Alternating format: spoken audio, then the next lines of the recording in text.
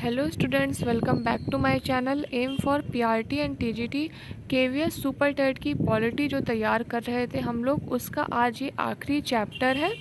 ठीक है, जिसमें हम महत्वपूर्ण संविधान संशोधन यानी संविधान संशोधन में जितनी बार संशोधन किए गए हैं, जिस सन में किया गया है और उस संशोधन में जो जो चीज़ें ऐड की गई हैं, उन सारी चीज़ों के बारे में बताएंगे। लेकिन संविधान संशोधन तो बहुत बार हुआ है, लेकिन उसमें से जो जो एग्ज़ाम की दृष्टि से इम्पॉर्टेंट संशोधन है, हम सिर्फ उन्हीं संशोधन के बारे में आज के वीडियो में चर्चा करेंगे। ठीक है, क्योंकि पढ़ने को चलेंगे आप तो बहुत सारे संविधान संशोधन है, लेकिन हम डिस्कस कौन से करेंगे जो एग्ज़ाम की दृष्टि से महत्वपूर्ण है। ठीक है, तो आज आपका ये जो चैप्टर है पॉलिटी का, ये भी ख़त्म हो जाएगा। साथ ही साथ आपकी पॉलिटी भी कंप्लीट हो जाएगी केवीएस और सुपर टेट को लेकर के। केवीएस और सुपर टेट में इतना पूछा जाता है। इसके बाद में पॉलिटी एनसीईआरटी हम स्टार्ट करेंगे। साथ ही साथ पेडागोजी के भी जो टॉपिक्स बचे हैं उनको भी साथ लेकर चलेंगे। तो पेडागोजी और एनसीईआरटी की पॉलिटी ये दोनों साथ चलेगी। ठीक है, एनसीईआरटी हम 6 से लेकर के 10 तक की पॉलिटी कवर करने की कोशिश करेंगे। सबसे पहले 6 to 8 करेंगे, उसके बाद समय के हिसाब से हम 9th और 10th की करेंगे। ठीक, तो पॉलिटी इस तरीके से कंप्लीट करनी है कि आपको बिल्कुल एक एक लाइन ना, एक एक शब्द, एक एक अक्षर ना पढ़ना पड़े, और जो भी इम्पोर्टेंट है हर चैप्टर में उसको मैं आपको हाईलाइट करके उसकी वीडियो आपको प्रोवाइड कर दूँगी, ताकि आपको कोई भी प्रॉब्लम ना हो, समय की बर्बादी ना हो, कम समय में आप ज़्यादा से ज़्यादा मैटर पढ़ सकें। ठीक है, और सिर्फ पढ़ना ही नहीं है कि रटना है, बल्कि उसको समझ सकें। ठीक है, तो जो बुक आप 10 दिन में आप एक बुक पढ़ रहे होते हैं, तो 10 दिन में आप उसी बुक को 4 बार पढ़ सकते हैं, तो वो आपके माइंड में स्टोर हो जाएगा ज़्यादा अच्छे से। तो संविधान संशोधन देखते हैं, कुछ इम्पॉर्टेंट, जल्दी फटाफट पढ़ेंगे हम इसको। तो प्रथम संविधान संशोधन जो 1951 में हुआ था, इस संशोधन के द्वारा नवी अनुसूची को जोड़ा गया था। ठीक, द्वितीय संविधान संशोधन 1952 के द्वारा वर्ष 1951 की जनगणना के आधार पर संसद में राज्यों के प्रतिनिधित्व को पुनः निर्धारित किया गया। किस संविधान संशोधन में? द्वितीय संविधान संशोधन 1952 में। इम्पॉर्टेंट ही मैं यहाँ पर आपको बताऊँगी, बिना समय गवाए, बिना टाइम वेस्ट किए चलते हैं। फिर है 10वां संविधान संशोधन 1961। इसमें दादरा एवं नागर हवेली को भारत में शामिल कर उन्हें केंद्र शासित प्रदेश का दर्जा दिया गया था।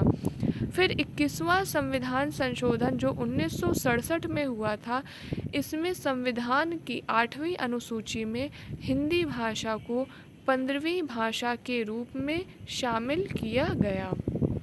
कब किया गया? 21वें संविधान संशोधन में।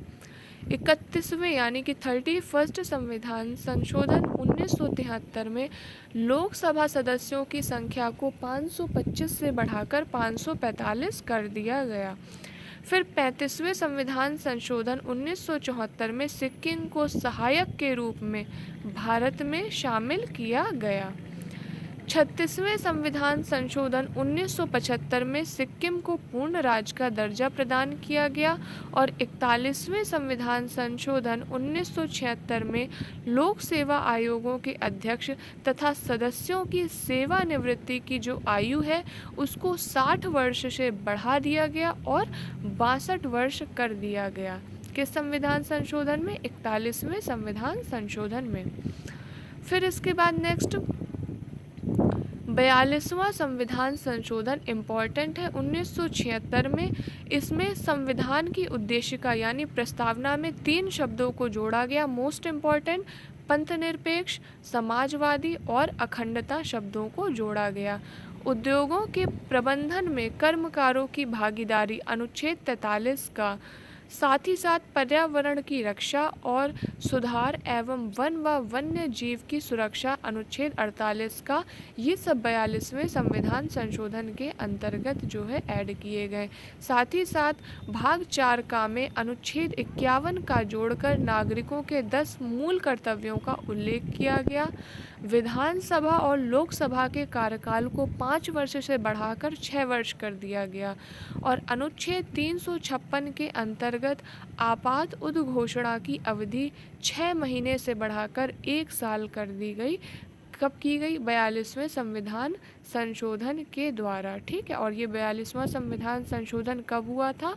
ये भी याद रखेंगे, 1976 को हुआ था। फिर इसके बाद 44वां संविधान संशोधन 1978, इसमें राष्ट्रीय आपात आंतरिक अशांति जो शब्द था उसको बदल करके सशस्त्र विद्रोह शब्द को शामिल कर दिया गया। संपत्ति के अधिकार को समाप्त करके इसे कानूनी अधिकार बना दिया गया और लोकसभा तथा राज्यसभा की अवधि पुनः 5 वर्ष कर दी गई। 42वें संविधान संशोधन में क्या था? इनकी अवधि 5 से बढ़ा के 6 की गई थी।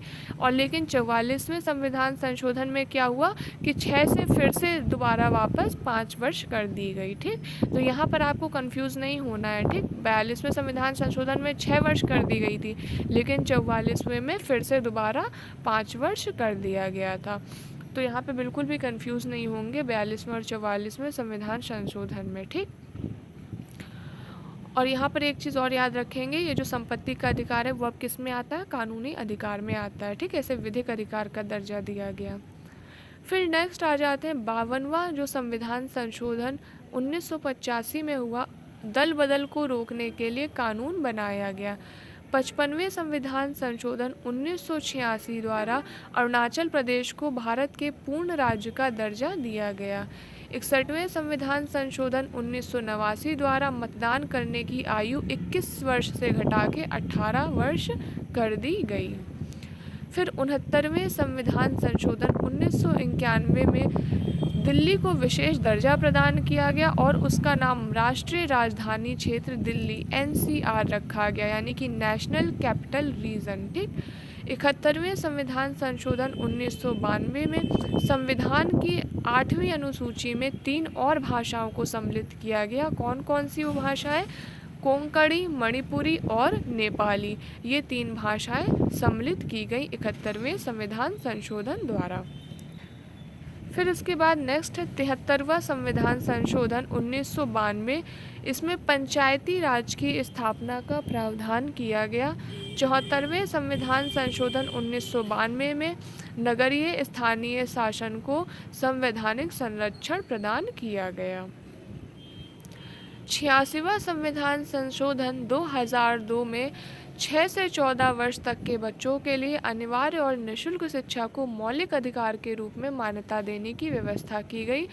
और 92 यानी कि 92वां संविधान संशोधन 2003 में संविधान की 8वीं अनुसूची में बोडो, डोंगरी, मैथिली और संथाली भाषाओं को सम्मिलित किया गया, ठीक है। फिर है 100वें संविधान संशोधन 2015 में भारत और बांग्लादेश के मध्य भूमि सीमा समझौता लागू किया गया। और 101 संविधान संशोधन 2016 में संसद और राज्यों की विधानसभाओं दोनों को वस्तु एवं सेवा कर यानी GST से संबंधित विषयों पर कानून बनाने का अधिकार है, ठीक। फिर उसके बाद 102 संविधान संशोधन 2018 में राष्ट्रीय पिछड़ा वर्ग आयोग को संवैधानिक स्थिति प्रदान की गई। और 103वें संविधान संशोधन 2019 द्वारा आर्थिक रूप से पिछड़े लोगों को सरकारी नौकरियों और शिक्षण संस्थाओं में 10% आरक्षण दिया गया।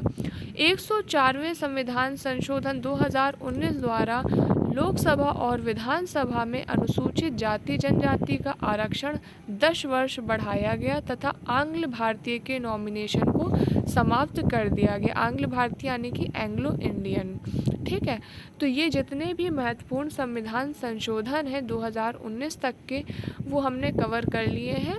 जितने भी महत्वपूर्ण हैं एग्ज़ाम की दृष्टि से सन 1951 से लेकर के अभी 2019 तक के हमने कवर किए हैं, जो एग्ज़ाम की दृष्टि से इम्पॉर्टेंट है।